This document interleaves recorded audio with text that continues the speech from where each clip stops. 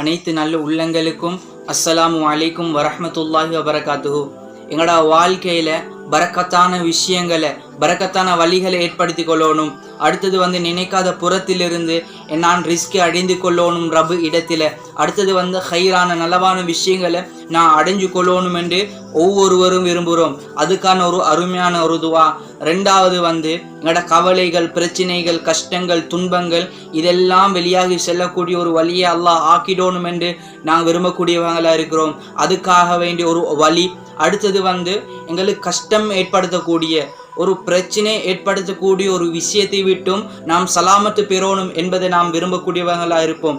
இதை விட்டும் நாம் சலாமத்து பெறுறதுக்கு ஒரு அருமையான ஒரு துவா கண்மணி நாயகம் ஸல்லல்லாஹு அலைஹி வஸல்லம் அன்னவங்களுக்கு ஜிப்ரீல் அலைஹிஸ்ஸலாம் அவங்க சொல்லி கொடுத்தது ஹதீஸ் கிரந்தங்களிலே திர்மிதி, நசாயி, இப்னு மாஜாவில் வரக்கூடிய ஹதீஸ். இந்த விடயங்களை ஒரு வீடியோ மூலமாக போட்டிருக்கிறேன். அதனுடைய லிங்க் கீழே ஒரு ப்ளே பட்டன் இருக்குது. இதை கிளிக் பண்ணி பார்த்துக்கோங்க.